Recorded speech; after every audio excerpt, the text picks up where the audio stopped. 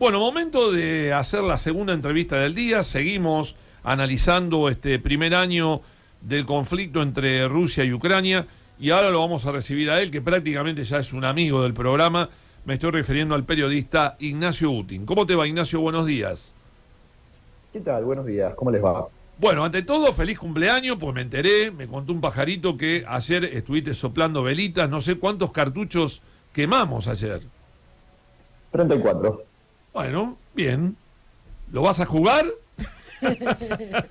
No, nunca jugué, pero espero que sepan comprender la cara de dormido un sábado de esta hora. Bueno, Doble el agradecimiento por madrugar al día siguiente de tu cumpleaños. Bueno, de nada. bueno, para empezar, viste, con una chiquita, como para tratar de arruinarte un poco el nuevo comienzo de año tuyo, digo, ¿qué significa la suspensión del pacto nuclear por parte de Rusia? Yo diría que, a ver, en primer lugar, es importante aclarar que Rusia no sale de este acuerdo, sino que suspende su participación. Y yo diría que no es particularmente relevante. A mí no me parece particularmente relevante. En primer lugar, porque este acuerdo, firmado en su tercera versión, en su versión actual, en 2010 por Barack Obama, presidente entonces de Estados Unidos, y Dmitry Medvedev, presidente de Rusia en ese momento, establecía un límite, establece, porque sigue existiendo, un límite de 1.550 misiles desplegados. Y 1.550 es muchísimo, con lo cual no cambiaba demasiado. O sea, si usas 1.550 misiles, da más o menos lo mismo que si usas 6.000. Pero la razón en realidad por la que me parece particularmente irrelevante todo esto es que de facto ya no se aplicaba, porque de facto, por lo menos desde el año pasado, Rusia no tenía acceso al armamento estadounidense y Estados Unidos no tenía acceso al armamento ruso. Yo creo que de facto no cambia nada.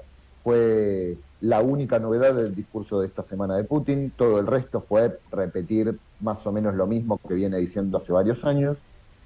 Y si esa es la única novedad en este contexto, y peor aún, apenas horas después de que Joe Biden, el presidente estadounidense, visita Kiev, me parece que termina siendo un discurso bastante débil. Y Ahora, discúlpame Marcelo, que había tenido grandes anuncios, ¿no? El discurso de Putin. Y te pregunto por, justamente en estos días también, la visita de Wang Yi, del canciller chino. ¿Cómo se da este vínculo? Bueno, el anuncio de China de profundizar la cooperación, algunos puntos que también presentó China para un posible acuerdo entre Rusia y Ucrania. ¿Cómo está ese vínculo? Y también un poco cómo o qué implicó la visita de Biden a Ucrania. Bueno, no solo Wang Yi, se supone que en los próximos días Xi Jinping, el presidente chino, va a viajar a Moscú y se va a reunir con Putin. Qué interesante, porque desde este lado del mundo estamos hablando mucho de que China es el principal aliado de Rusia en este conflicto. Y sin embargo no lo es tanto. Sí ha ido el ministro de Relaciones Exteriores chino a Moscú, sí, es muy importante, pero fue un año después de empezar la guerra. Un año después, es muchísimo tiempo. China, sí, es cierto, Rusia se necesitó acercarse a China en este último año, básicamente por las sanciones occidentales, y porque China le ha dado cierto apoyo, un apoyo que creo yo es bastante limitado, cierto apoyo político. Distintos funcionarios chinos, incluso el mismo Xi Jinping, han dicho que los argumentos de Rusia tienen razón, hay ciertas cosas que dice Rusia que están muy bien, que estamos de acuerdo y demás.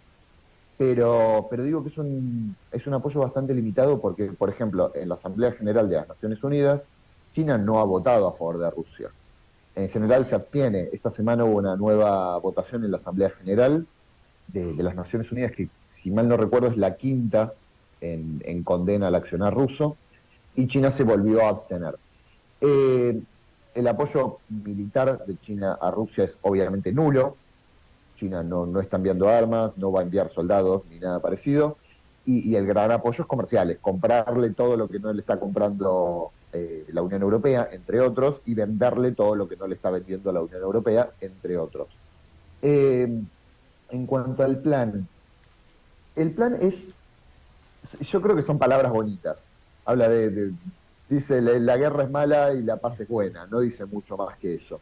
Lo que me parece interesante de este plan, que dicho sea de paso, tanto Ucrania como Rusia oficialmente dijeron que lo valoran, que muy bueno, que China dé una postura, está muy bien, pero lo que me parece particularmente relevante de este programa de 12 puntos es, creo que el segundo o el tercero, que habla de respetar la soberanía de todos los países. Ese es un punto central para China. China toda la vida lo mantuvo como política de Estado, hablar de soberanía e integridad territorial, entre otras razones por Taiwán y Tíbet, por regiones que o se intentan independizar o el gobierno de Beijing no controla. Entonces, toda la vida, por eso también China apoya a Argentina con el caso Malvinas o apoya a Serbia con el caso Kosovo. Y Rusia puede salir a decir muy bonito el plan chino, muy bonito, pero si me decís que reconozca la soberanía de Ucrania, la integridad territorial de Ucrania, me estás pidiendo que ceda los territorios que controlo hoy. Y Rusia obviamente no va a ceder los territorios que controla hoy, no por las buenas por lo menos. Así que ese plan creo que queda en palabras bonitas y no mucho más.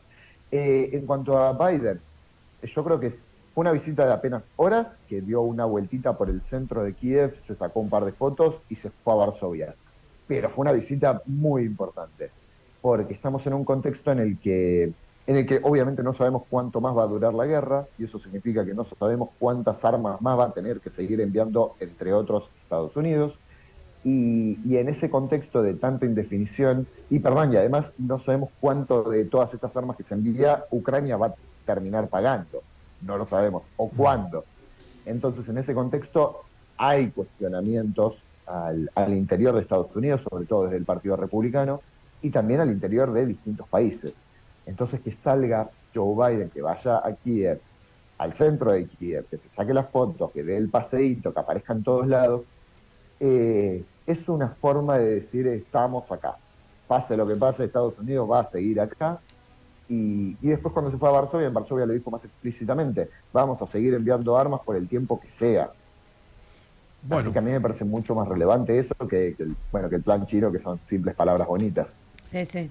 Ahora, te consulto, digo, porque muchos analistas políticos hablan en este comienzo del segundo año de la guerra, de un conflicto más destructivo. ¿Cuáles serían para vos los posibles desenlaces de la guerra en Ucrania? ¿Se puede intuir algo?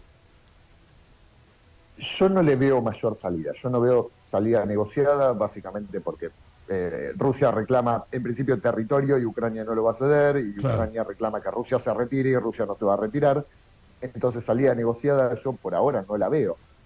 Salida militar es muy difícil que se resuelva a corto plazo, porque a Rusia le quedan muchos hombres, porque a Rusia le queda armamento. No sabemos bien cuánto, pero le queda. Y Ucrania sigue recibiendo armamento de distintos países.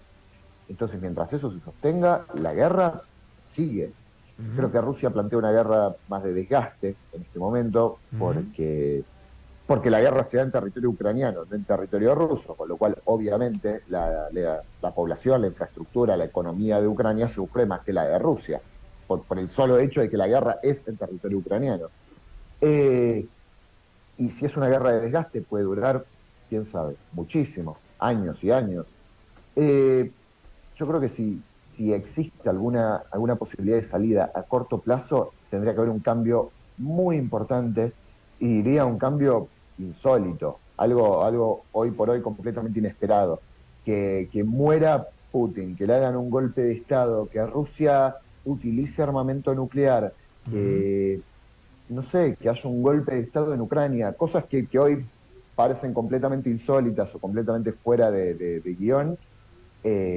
Salvo que pase algo así de raro, yo no le veo mayor salida a todo esto. Me parece que el camino hasta ahora marca que esta va a ser una guerra extensa, que se vaya estancando y que tenga momentos de más violencia y momentos de menos violencia, pero una guerra larga. Claro. ¿Qué tal, Ignacio? Buen día.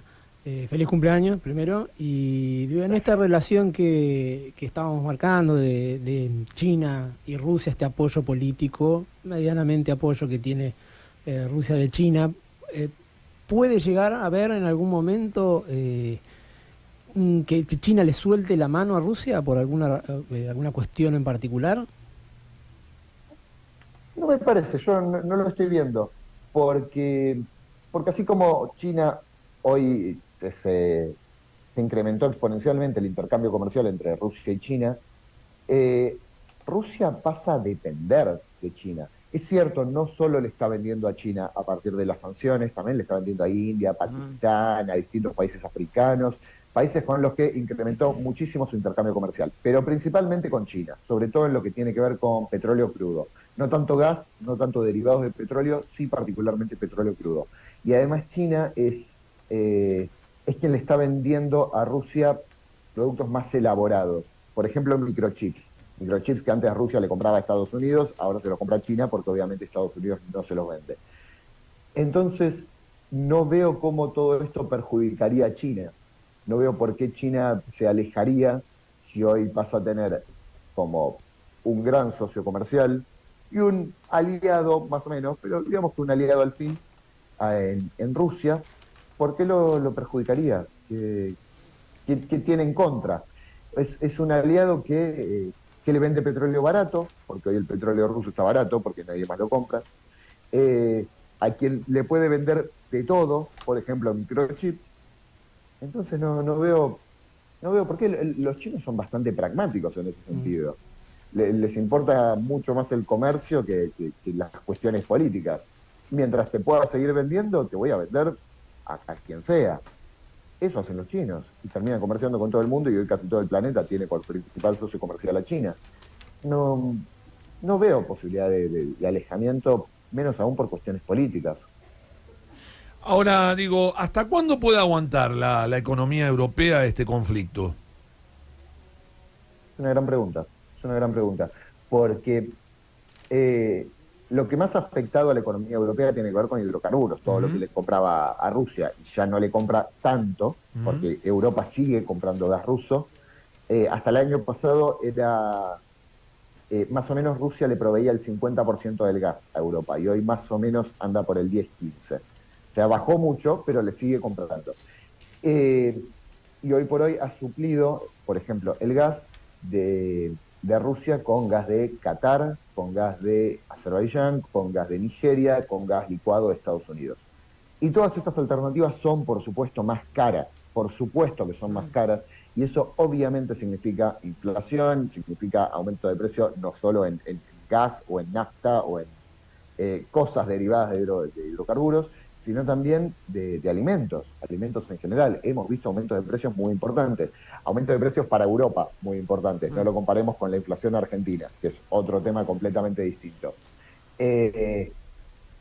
Por ahora se viene sosteniendo, los distintos estados europeos vienen subsidiando, por ejemplo, la nafta, por estos aumentos de precios. Por ahora se sostiene. Pero más allá de todos estos aumentos de precios, más allá de todas las dificultades que pueden implicar para el ciudadano en su día a día, me parece que en términos generales en la Unión Europea el apoyo a seguir enviando armas a Ucrania y que me aumente la nafta, bueno, mala suerte, eso sigue teniendo muchísimo apoyo. Ignacio, te pregunto específicamente sobre el conflicto y las batallas, ¿no? Hoy por hoy la batalla central es la batalla de Bakhmut. ¿Cómo se está disputando hoy en el terreno la guerra en esa ciudad? La ciudad de Bakhmut es una ciudad relativamente chica, de alrededor de 100.000 habitantes, o tenía alrededor de 100.000 habitantes antes de este año, antes de que empezaran las peores batallas en esa ciudad, y no es una ciudad particularmente relevante, ni en términos estratégicos, no tiene nada muy importante, es simplemente una ciudad que Rusia busca tomar para seguir avanzando. Y el problema entonces es, si no es una ciudad particularmente relevante, ¿por qué Rusia está gastando tanto en tomarla?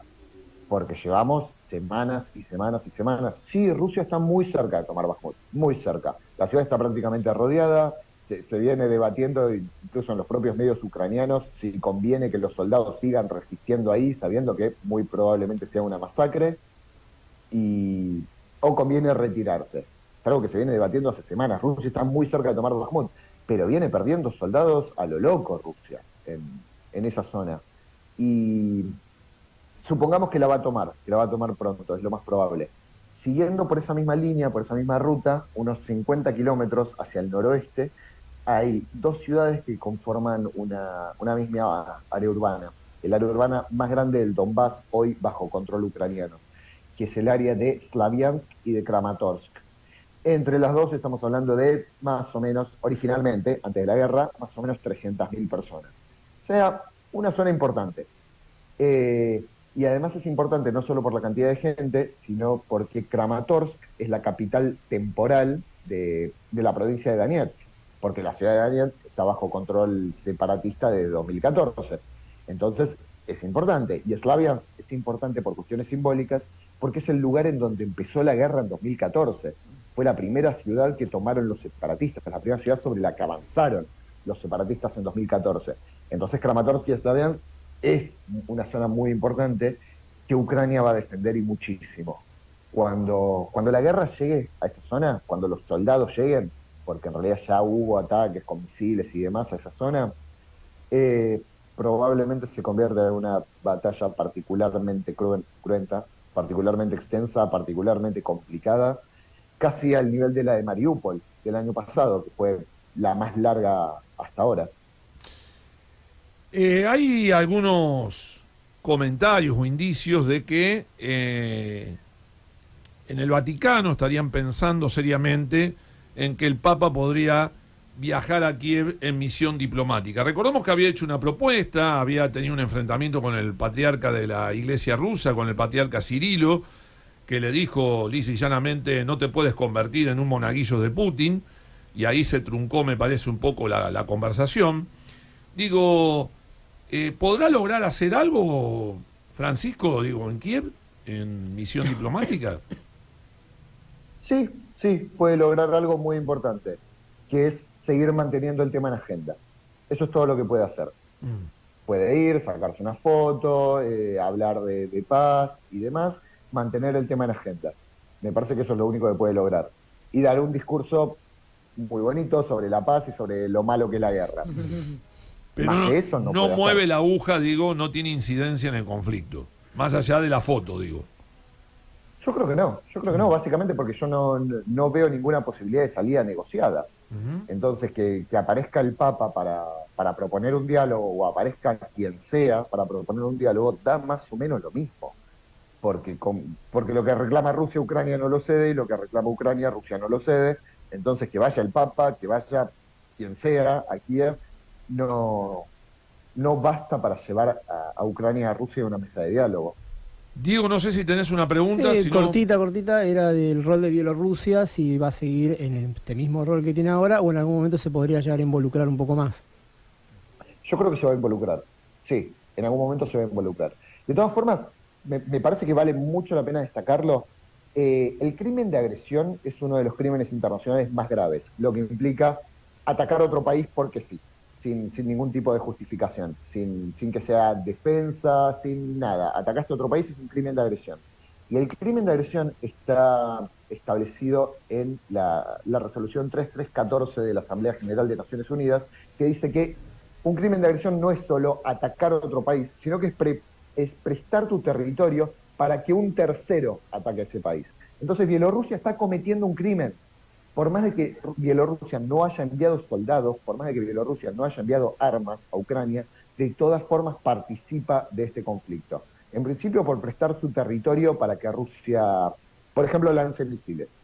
Y desde las últimas elecciones presidenciales en Bielorrusia, 9 de agosto de 2020, elecciones que fueron absolutamente fraudulentas y muy claramente fraudulentas, desde esas elecciones el presidente Lukashenko necesitó mucha represión, mucha más que de costumbre, y pasó a depender de Rusia, pasó a ser el hermanito menor porque sabe que nadie más lo apoya, que tiene a todo el mundo en contra salvo a Putin.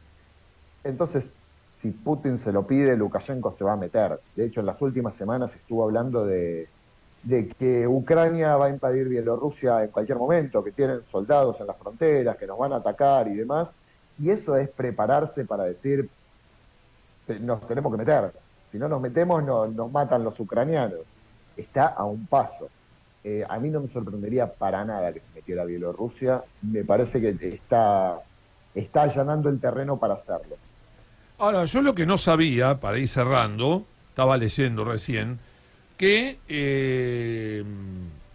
la Comisión Penal Internacional no podría enjuiciar a Putin por los crímenes de guerra porque hay una cláusula que dice que no se aplica a los líderes de países con armas nucleares. Es decir, que tendría las manos libres para hacer lo que quiera.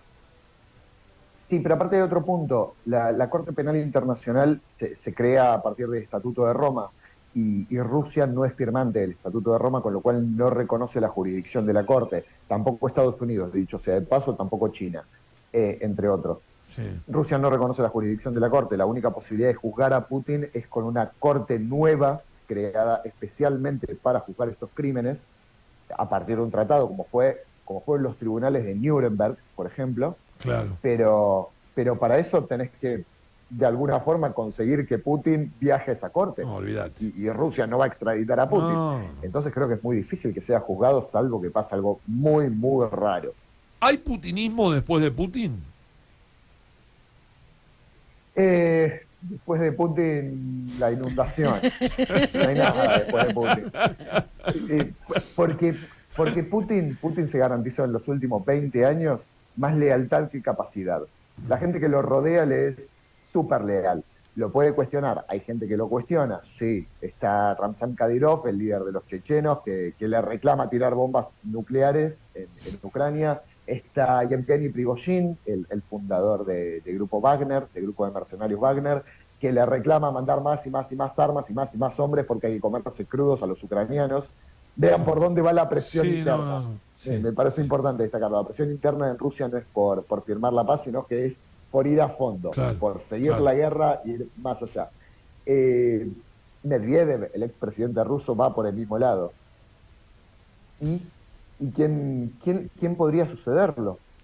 Yo en un momento pensaba que podía ser Shoigu, que es el ministro de Defensa, Lavrov, que es el ministro de Relaciones Exteriores, pero los dos han quedado bastante desdibujados en este último año, porque al final del día la fuerza la tiene Putin. Putin es el que decide. De hecho, a esta altura es bastante sabido que el inicio de la operación especial de desmilitarización, tal como la llama el Kremlin, lo decidieron tres personas. Lavrov, el ministro de Relaciones Exteriores, no lo sabía. Shoigu, el ministro de Defensa, no lo sabía. Lo decidió Putin a puertas cerradas. Y si alguien puede decidir a puertas cerradas, él solo, empezar una guerra, es porque no tiene a nadie más. No hay nadie más después de él. Él es el único decisor y no ve ninguna otra posibilidad. Y recordemos que Putin legalmente puede seguir gobernando hasta 2036. Qué bárbaro. Entonces, mientras siga vivo y no le hagan un golpe de Estado, me parece que hay Putin para rato y no hay otra posibilidad. No sé si fue cierto o no, ayer me estaban comentando que que Macron se encontró con Putin, que creo que tuvieron un encuentro, ¿no? Sí, claro. Me dicen En esa mesa larga. Me dicen que no la pasó bien Macron con Putin, porque medio como que fue a ponerle los puntos, a hacerse el comisario del pueblo, y encontró una respuesta de Putin tremenda, que lo hizo temblar, lo hizo temblar a Macron. Pero digo, para ir cerrando, porque hoy al comienzo del programa estábamos hablando, porque no nos acordamos hasta cuándo tiene mandato Zelensky en Ucrania, porque hoy hablábamos de la negociación asimétrica, porque uno también está planteándose, ¿y qué pasa si hay cambio de figuritas a nivel presidenciales, no? Teniendo en cuenta que hay elecciones en Estados Unidos, que puede ganar Donald Trump, que puede aplicar otra política exterior, que puede quitarle ayuda a Ucrania. ¿Hasta cuándo tiene mandato Zelensky? Y si hoy fuéramos a una elección en Ucrania, ¿lo vuelven a reelegir a Zelensky? Zelensky tiene mandato hasta 2024. El cargo presidencial es por 5 años, él asumió en 2019. Y si hoy se presenta, si no saca el 100%, pega en el palo. Claro. Tiene un apoyo absolutamente abrumador, de 90%. Son cifras delirantes. Para un político tener 90% de apoyo es poder hacer lo que quieras, que igual te van a votar. Son cifras absolutamente delirantes. El problema de Zelensky es que esos números son hoy, durante la guerra, cuando su trabajo tiene que ver con la guerra y con nada más. Hoy Zelensky no está trabajando de administrar el país, de gobernar el país en un sentido administrativo, y mucho menos de comandar un país en guerra. Su trabajo hoy es reunirse con todo el mundo para mantener el tema en la agenda internacional, y para que le sigan enviando armas. Bien. Ese es su trabajo Bien. hoy por hoy. Y lo está haciendo bien, le siguen mandando armas, Sí, se sí, viene sí, reuniendo sí, con sí. todo el mundo, funciona. Entonces, lógico que tenga mucho apoyo. En cuanto a Estados Unidos, puede cambiar un gobierno, y desde el Partido Republicano, como decía antes, se está cuestionando mucho la idea Claro. de seguir Del enviando armas intervencionismo. indefinidamente sin saber Claro. cuándo las van a pagar. Claro, claro. Ahora sí, la última, la final. Déjame aprovecharlo porque ya que lo tenemos. Cuando Zelensky dice venceremos, ¿lo está diciendo para la tribuna o él está autoconvencido de que lo puede ganar? Yo creo que hay mucha convicción. Me parece que hay mucha convicción. Por dos razones. La primera es que parece haber un compromiso, al menos un compromiso declarado, de seguir enviándole armas a Ucrania. Mientras le sigan enviando armas a Ucrania, Ucrania va a poder seguir luchando. Y viene funcionando eso. Y la segunda razón, porque la que me parece que es una convicción, es porque el 24 de febrero del año pasado, todos mirábamos a Ucrania, mirábamos la capacidad militar de Ucrania y la capacidad militar de Rusia, y decíamos, los rusos se los comen crudos en 3 días. En Rusia va a entrar con todos sus miles de soldados, con todas sus armas, y va a destrozar lo que quiera destrozar en 2 días. Y no pasó. Y Rusia se terminó estancando, y entre la sociedad civil y las Fuerzas Armadas ucranianas resistieron notablemente, en algunos lugares mejores que en otros, pero resistieron, y llevan 1 año luchando contra uno de los ejércitos más grandes del mundo, contra una potencia militar como es Rusia. Y Ucrania es un país bastante pobre, en términos per cápita es el país más pobre de Europa, luchando contra una potencia militar, y resiste 1 año. Con alguna victoria, con alguna derrota, no importa, pero pasó 1 año y Ucrania sigue existiendo. Entonces me parece que hay una convicción real. Después, bueno, si se cumple o no es otro tema, pero yo creo que se lo cree, sí. Muy bien, no más preguntas, su señoría. Bueno, que disfrutes mucho del fin de semana, de tu nuevo año de vida, y que se cumplan todos los deseos que seguramente habrás pedido anoche al soplar las velas de la torta. No sé si hubo torta y velas, pero digo, imagino que fue así. Nada, me toca esta noche con familia. Ah, bueno, Esta noche sí. que se cumplan todos los deseos. Muchas gracias. Abrazo grande, Muchas Ignacio. Gracias, Éxitos, Ignacio. Gracias. Un abrazo.